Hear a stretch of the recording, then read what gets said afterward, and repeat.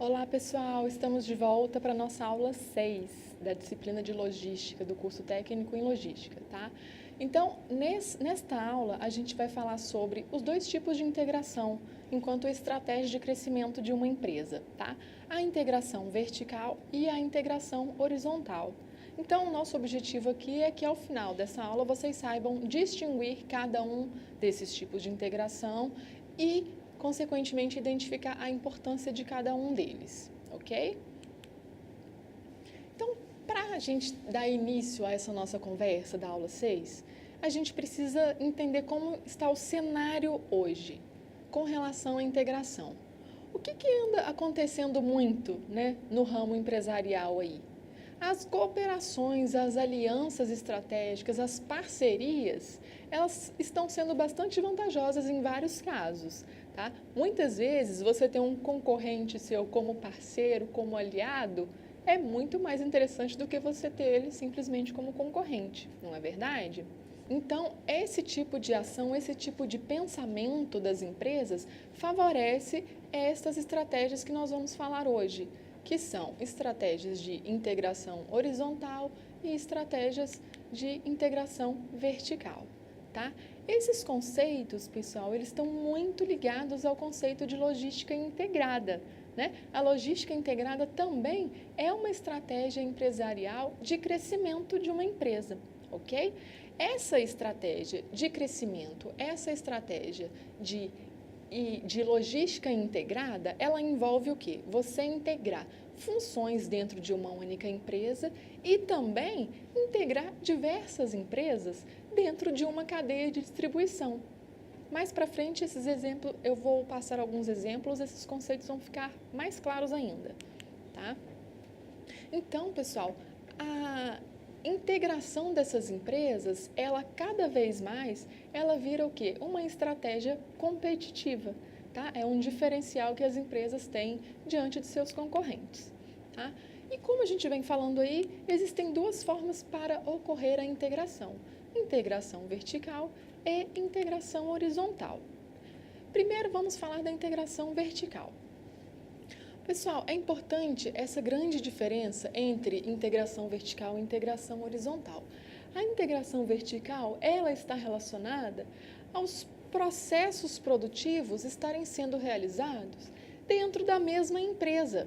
Por exemplo, quando você faz uma fusão, uma incorporação de uma outra empresa que vai te auxiliar dentro dessa cadeia, dentro dessas atividades de produção, por exemplo, de uma empresa.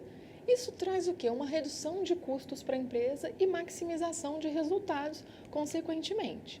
Então, olha que interessante que pode ser para o mercado, para uma empresa.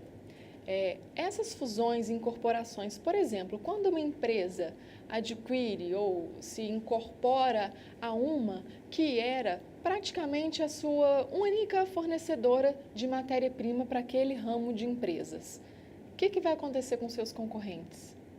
Eles vão ter a sua vida bastante difícil, já que você incorporou um fornecedor de matéria-prima daquele seu ramo empresarial, certo? Se você compra, se você funde ou se você incorpora aquela empresa dentro da sua, os seus concorrentes que precisariam dessas mesmas matérias-primas vão depender de quem? Da sua empresa, certo? Eles vão ter que fazer negócio com a sua empresa, porque eles são dependentes dessas matérias-primas, tá?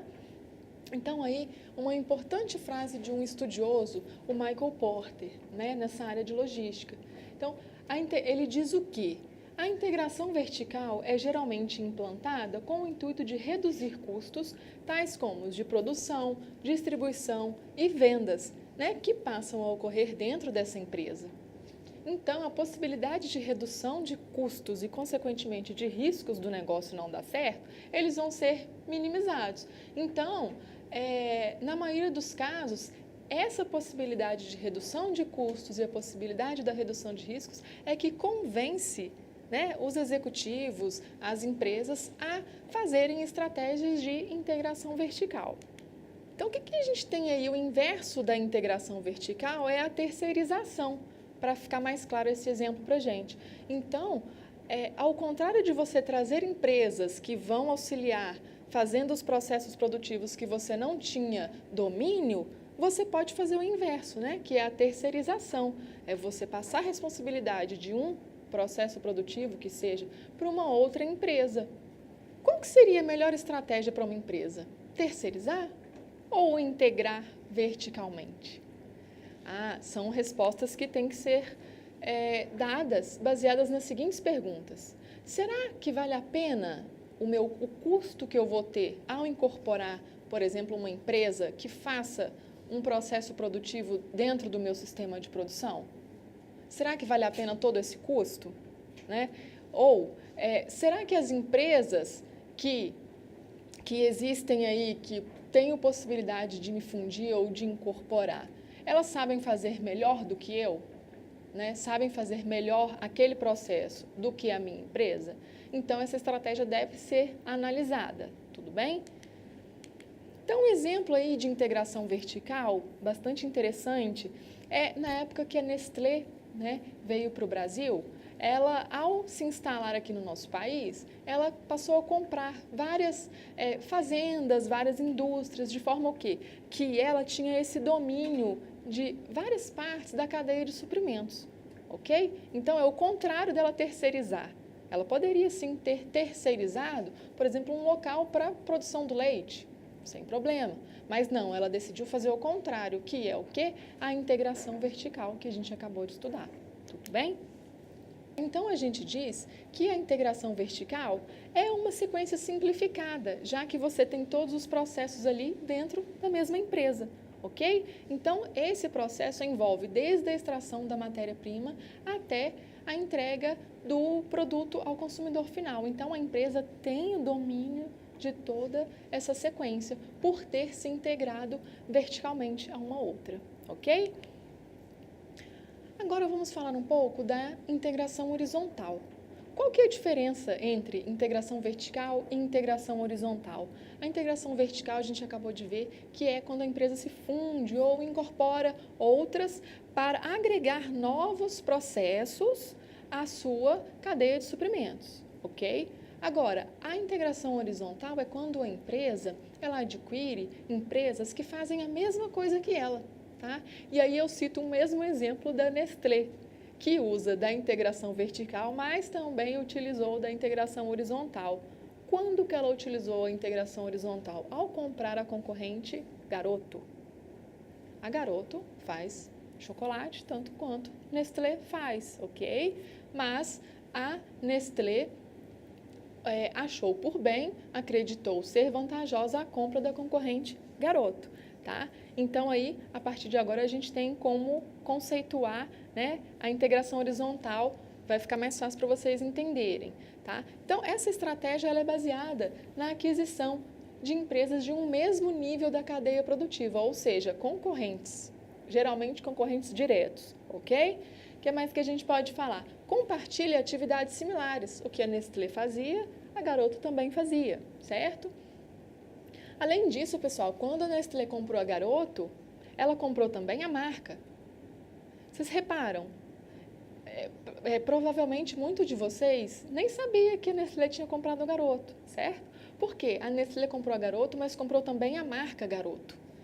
Então, você consegue comprar hoje um produto com a marca Garoto, porém, a propriedade é da Nestlé, ok? E aí a gente tem, né? Aí eu peguei um print, né, de uma tela da Associação Brasileira da Indústria de Chocolates, Cacau, Amendoim, Balas e Derivados, citando como uma aquisição de sucesso, né, essa compra da Garoto feita pela Nestlé. Então, aí citando como um caso de sucesso, tá? Então, foi um caso realmente bom, porque a Nestlé acabou investindo bastante em novos produtos para Garoto, então foi um caso realmente que a gente pode citar como sendo bem sucedido. Tá? Quais são as vantagens, pessoal, da integração horizontal? Né? A integração horizontal, ela vai favorecer o compartilhamento de informações, desenvolvimento de planos em conjunto, né, já que eu sou proprietária, né, dessa outra empresa, já que uma empresa é dona de outra empresa, a gente pode compartilhar várias informações ali, inclusive fazer compras em conjunto, desenvolver novos produtos, embalagens, tudo isso reduzindo custos, né, e tendo um único trabalho, ok? Isso tudo, pessoal, vai gerar redução de custos, não vamos ter operações duplicadas, podemos utilizar uma única operação para as duas empresas, né? Redução de estoques também. Enfim, essa é uma boa estratégia. Na verdade, a empresa deve analisar, logicamente, os custos disso. Uma informação importante aqui para vocês, trago até um conceito novo agora, para a gente poder diferenciar integração horizontal de diversificação horizontal. São coisas diferentes, apesar dos nomes serem parecidos, e por isso mesmo a gente gera uma certa confusão, tá? A integração horizontal, pessoal, a gente já citou o exemplo quando a Nestlé compra a Garoto, tá? Quando uma concorrente compra outro que tenha atividades similares, tá bom? Agora, a diversificação horizontal é quando uma empresa compra outra que desenvolve um outro tipo de serviço, tá? Por exemplo, quando um banco compra uma operadora de cartão de crédito, ok? A gente tem um caso aí interessante a ser citado, quando o Unibanco comprou a operadora de cartão de crédito Hipercard, ok? Elas têm operações diferentes, têm finalidades diferentes, ok? Então, esse é um caso de diversificação horizontal que é diferente da integração horizontal, tá bom? E aí, cumpre destacar também a importância desse órgão, o CAD, que é o Conselho Administrativo de Defesa Econômica. Qual que é a função do CAD, pessoal? É justamente estar decidindo e analisando essas fusões, essas incorporações, né, nesse mundo empresarial, de forma a que não atingir os objetivos do consumidor, tá? Porque o que acontece? Muitas pessoas acreditam que essas fusões, essas incorporações, acabam prejudicando o consumidor. Por quê? Elas determinam o mercado, logicamente, então, impondo preços. Tá? Então, existe esse órgão, o CAD, que é responsável por analisar e muitas vezes até opinar e até, né, embargar, impedir a aquisição, a fusão de empresas por outros do mesmo ramo, para evitar danos ao consumidor, ao nosso cliente final. Tudo bem? Então, pessoal, é importante citar também que as empresas passam por algumas barreiras, algumas resistências, algumas restrições à implementação dessas estratégias de crescimento. E a gente tem aqui, trouxe duas bastante importantes, né, relacionadas às peculiaridades de cada uma das empresas, mas também aos aspectos comportamentais daqueles que estão envolvidos, dos funcionários dessas empresas. Então, como barreiras relacionadas às peculiaridades de cada empresa, imaginem, cada empresa tem uma estrutura organizacional feita, pronta. Cada empresa tem o seu estoque próprio. Cada empresa tem o seu sistema de informação. Então, essa é uma das barreiras que as empresas podem encontrar ao tentar se fundir e incorporar outras, porque cada uma tem a sua peculiaridade. Como você une empresas que podem ser bastante diferentes, né?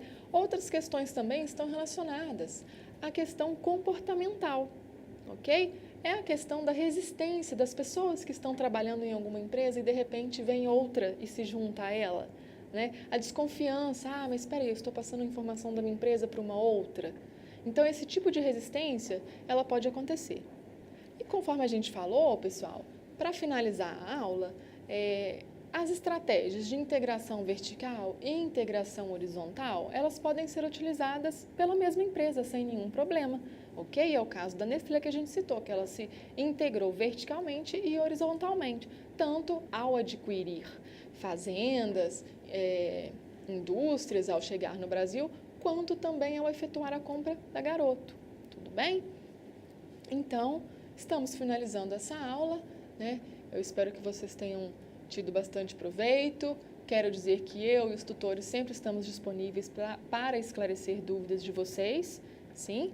E, por fim, também coloco aqui as referências utilizadas nessa aula. Tudo bem?